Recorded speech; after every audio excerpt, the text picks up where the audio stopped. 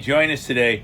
We're going to head, exciting video. We're going to head to the Michigan seminar. We have Moby Mike. Check out Moby Mike's YouTube channel. He grew a 2,520-pound pumpkin. And Jackson and I are headed to the seminar soon. But first, we're going to check out the indoor garden and tell you, Grandpa killed the plants. Right, Jack? Mm-hmm. Yeah, and so we're going to show you right now how I killed the plants. And then we're going to go to the seminar. So please join us today. It's going to be a great video.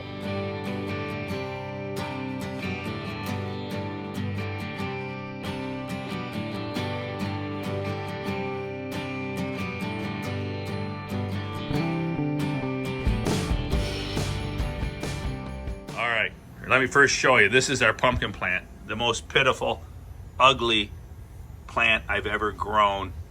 And we'll tell you what we did. We did several things wrong, and we've started some new plants, and we'll tell you what we've done right with those. All right, but this is one of the problems. I had an idea. I thought I'm gonna try this Clonex because we tried it on Mitchell Farm, and it actually threw some enormous roots. And I wouldn't use it again. I wouldn't recommend using this on your roots. I know Matt DeBacco and a couple other guys were experimenting with it. But anyways, the combination of hitting this with diluted, now I diluted this by 80%, an 80% dilution, and I watered it into the root system along with adding a little fertility. And I know it's consistent because we also fried our corn. Look at our corn. We fried it, and I done 2 or 3 applications of this Clonex diluted onto the root system. And so big mistake. We're gonna start over. So Jackson, show him. Let's show. We got a little pumpkin on here. Look at this. We got a little pumpkin. Oh, isn't it cute? But you know what? That plant's pitiful. We're gonna terminate and start over. Jackson, go ahead. Terminator, baby. There you go. Oh my goodness. Look at the root system on this. This is pitiful. That is a pitiful, pitiful, pitiful root system. And too much fertilizers. The Clonex is not intended for this purpose. And we're gonna stick with diversity.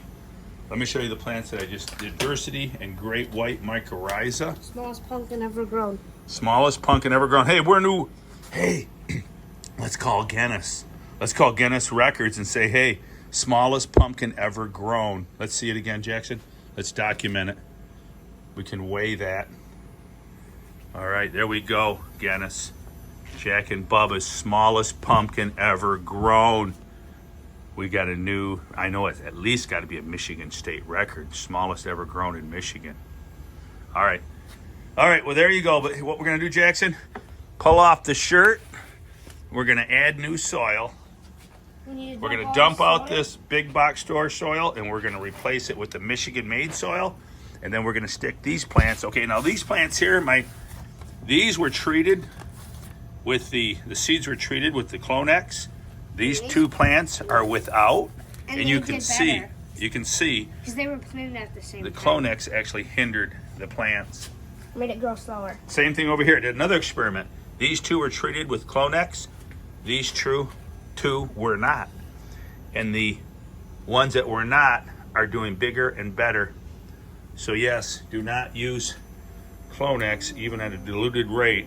Is not a good thing to use on your fresh root system. This is probably strictly for cloning. The carrots are kind of fine though.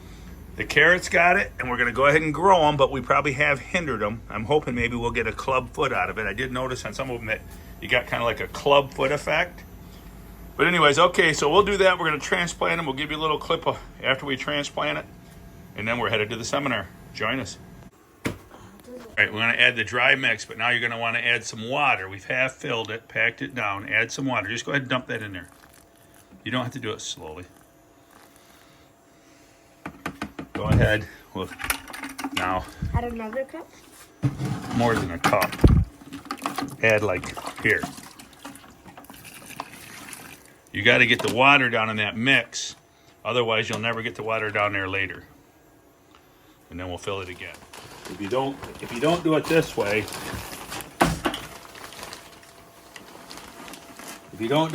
you'll never get enough moisture down in there. Yep. Okay, there you go. And then we'll pack it down Pack it down. We'll add another scoop of water. This is our well water that I pH'd. It's right around 7, the pH. But if you don't do that, you'll never get enough moisture down in there. In the bottom of the jug, as the roots grow down there won't be no moisture for them, and you'll have a hard time to get the water down there. Yep. All right, so there you go. We'll mix it around, homogenize the moisture, and then repack it. All right, Jen, we got to get hustled because we got to get to that seminar. Okay, let's go. All right, here we are at the American Legion Hall. Moby Mike's a speaker today, so join us. This is my hometown.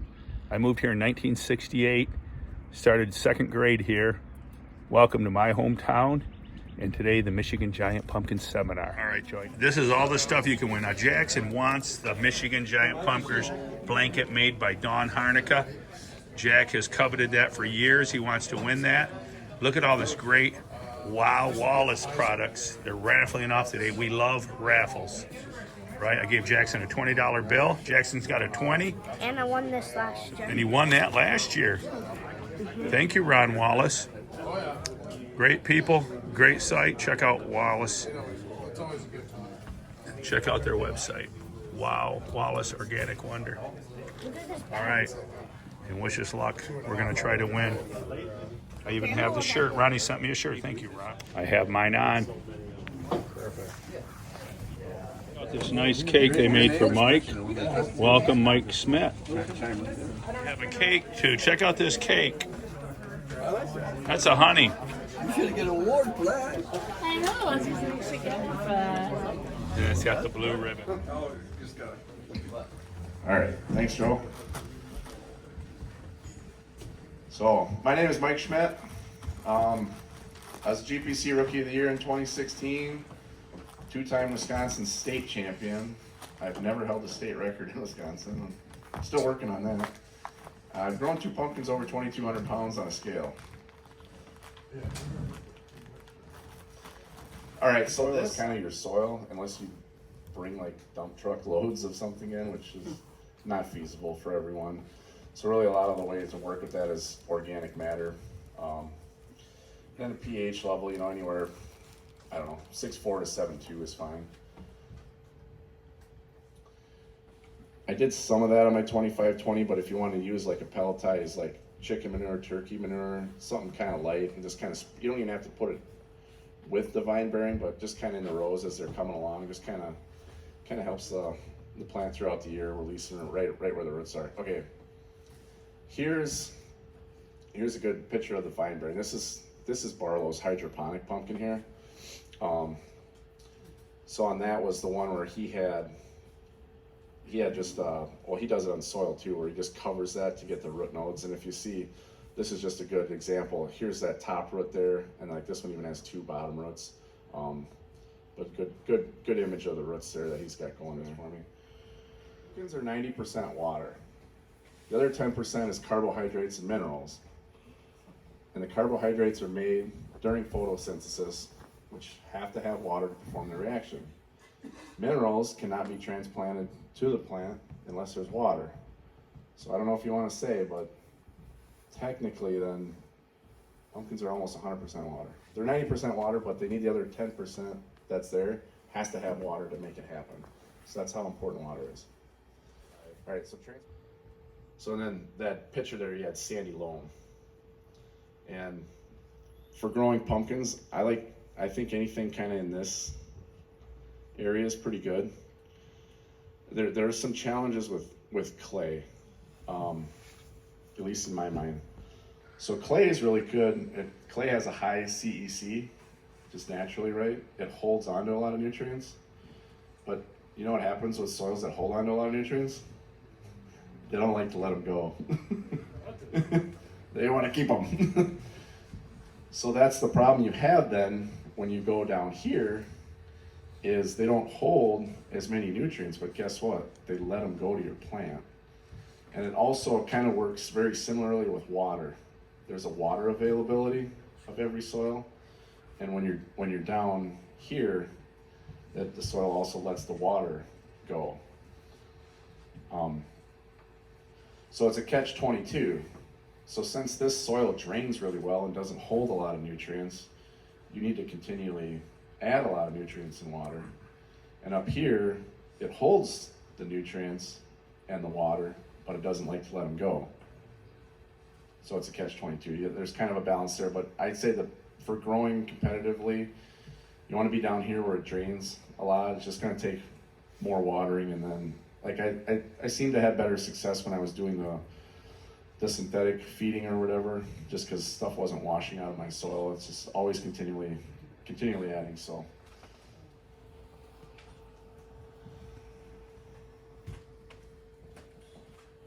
Anyone else, or is it lunchtime?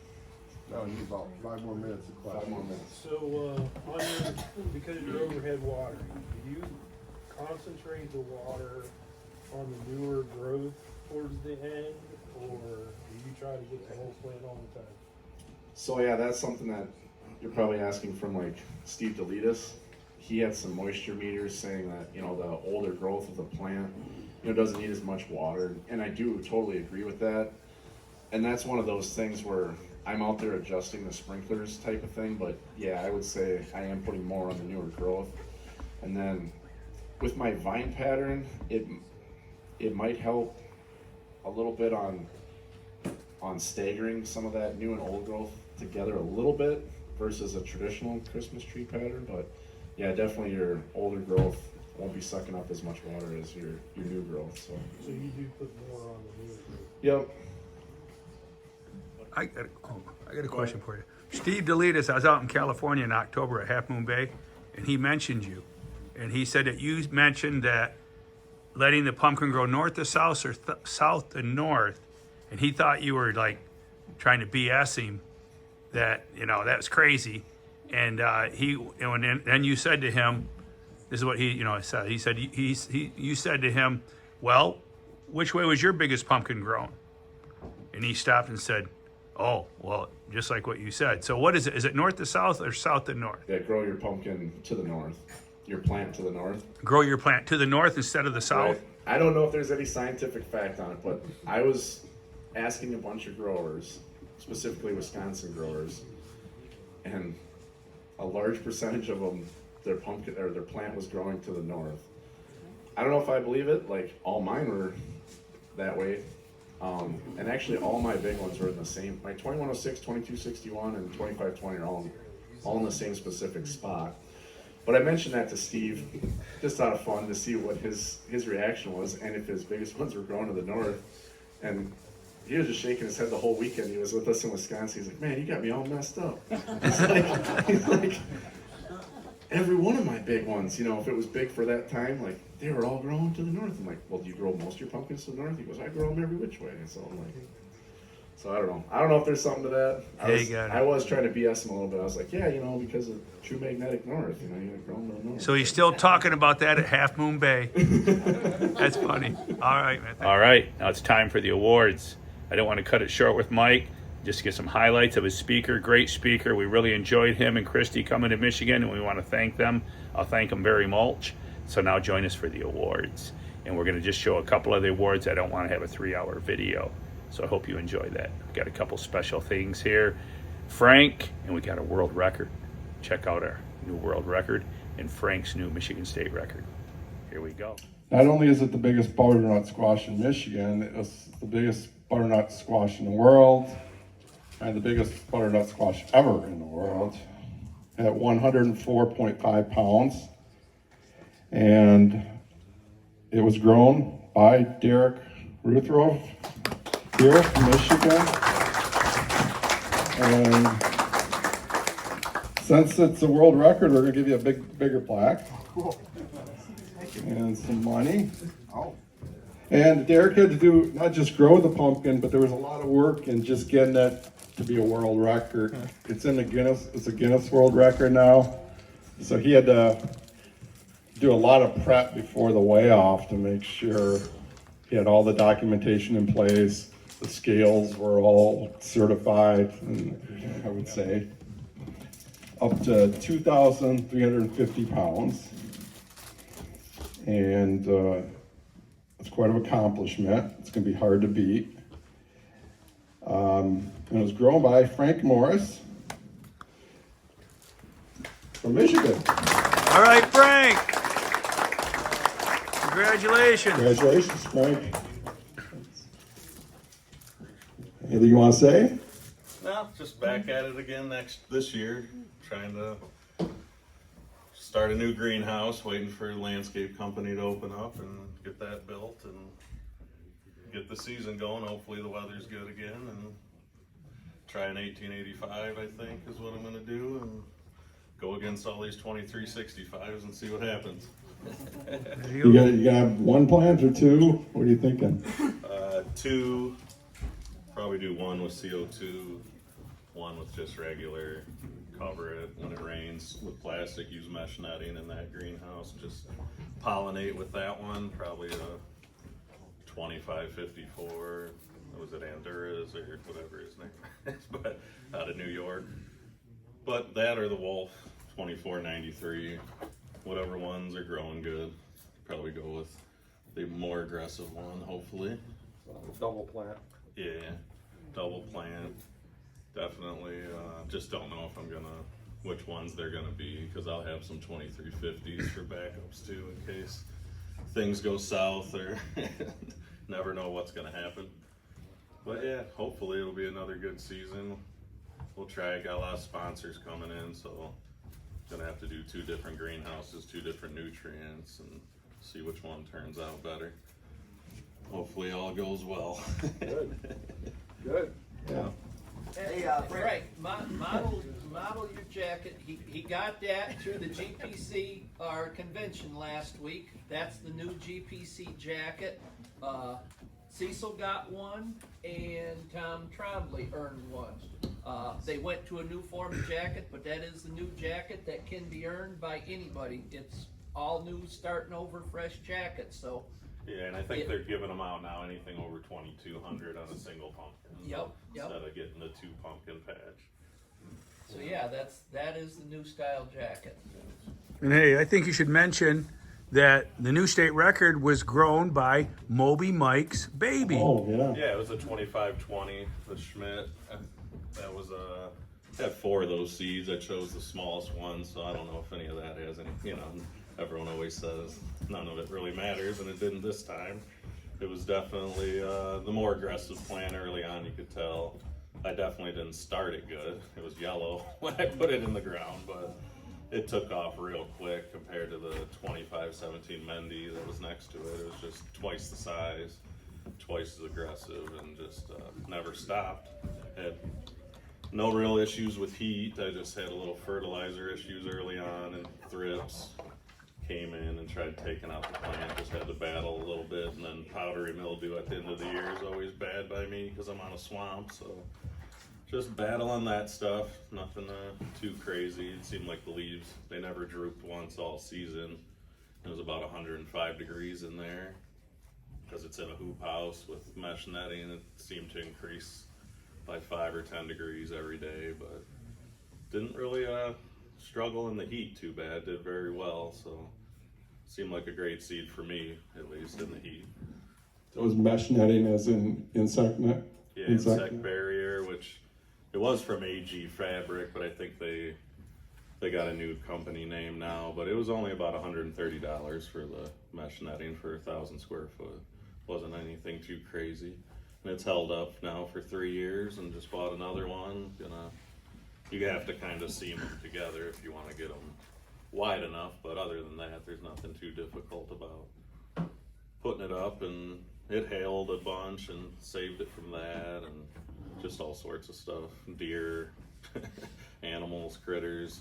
Obviously, I do like, saw Mike Schmidt's video with the cayenne pepper for the mice, and did the same thing, dumped about a couple pounds around the whole pumpkin to make sure they didn't get in there, because it almost happened. There was some eyes sticking out of the pumpkin in about September that was freaking me out, and reached down there and it was just a frog, so heart dropped for a second.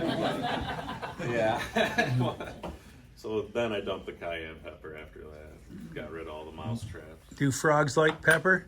I don't know. It didn't come back. I know, I got a text message from you, I think it was August 1st, and you asked, how big was your 2021 at this time? And I says, well, I can tell you when it was August 7th, it was measuring 1100 exactly, and you told me yours was like 13 or so. I was like, oh my God. Well, I was comparing with Travis too, so Yeah. when I'm hearing from him, he's at 1500 on the first week of August, so. And then none of that really seemed to matter. I was just trying to see where people. I was just trying to get to 2,000. I thought it might be 1,800 and maybe 2,000, but as it kept going, it's very similar numbers to Mike's. If you watch his YouTube videos, it seemed to stay on track with those crazy numbers all the way through to the end of August. Was still doing 30 pounds a day, so it's pretty crazy. Got up to 57 pounds a day was its peak. When some rain came in that week, and it ripped off the plastic, and about 3/4 of an inch of rain got in, and it started trying to explode. It got up to about 70 pounds a day for 2 days, it seemed like, from the tape, and then went back down to 50. I thought it was about to split, but Well, it held, I was just gonna say, it held together from the early pictures you sent me. And I was going, man, that looks scary, you know, but it kind of just kept growing consistent. yeah. It just expanded, it didn't really.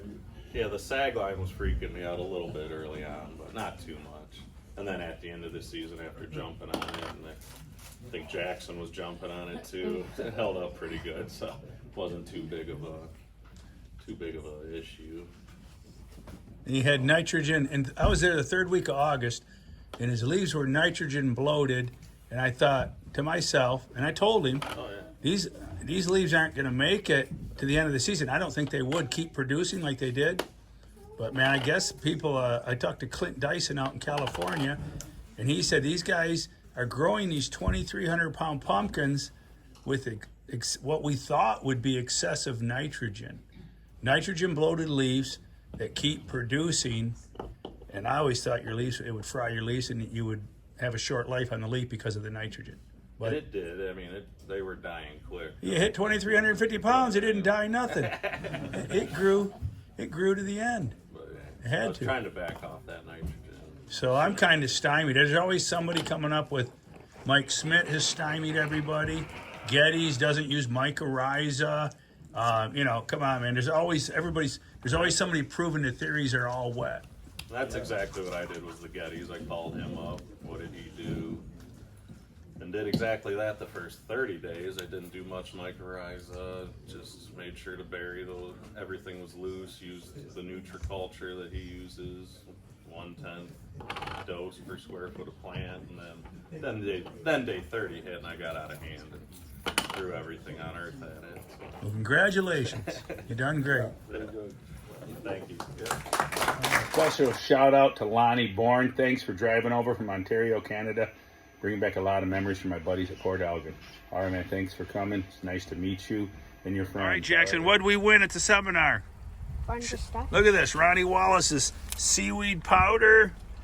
And we got soluble humic and fulvic acid. We won this. Us and the Ruth Russ, we were at the lucky table. We cleaned up, and then we even won something for, here's some of Nana Ray's seeds that I bought at the Michigan auction, and Derek brought them to me. We won something for Grandma. And what did we win for Grandma? Look what Grandma didn't want to come because after 30 years, she's sick of hearing about pumpkins. And look what we won for Grandma. And a candle. And a candle. Grandma loves candles. And a nice So isn't that sweet? Grandma's going to love it. I can't wait to get inside and say, hey, look at honey. Look at honey, pumpkin cupcake. I won your prize. All right, man. What an awesome, awesome seminar. Want to thank everybody. It was great meeting Moby Mike. Congratulations to Frank, Derek Ruthoff, world record butternut. And hey, I want to do a little shout out to Jesus is God, Siobhan. We met you and your husband Chuck at the seminar. First time meeting you. Awesome. Jesus is God. She's a big commenter on my videos, following the channel. Got to meet her for the first time and her husband. Awesome, awesome, awesome. It was a great seminar. The pumpkin cake. The food was great. Thank you to the Cottermans and John Harnica and Dawn Harnica for all they put into that. awesome job. The Michigan Club is growing. It's looking good. And I want to thank you. Looking forward to next year. Next year, there's a rumor. The rumor has it. They said it's pretty much set in stone. Travis Ginger and Chris Brown are going to speak at the Michigan Seminar. Join us next year in my hometown. This is my hometown, Holly, Michigan. They're having the seminars, and a special shout out to Eri. Eri got us the hall for free because he is a veteran. Thank you for your service, Eri. Good luck this year. Good luck to all. Thank you for joining us on the videos today. And remember, keep it a secret, but go tell a friend. Jack and Bubba are sharing videos around the world.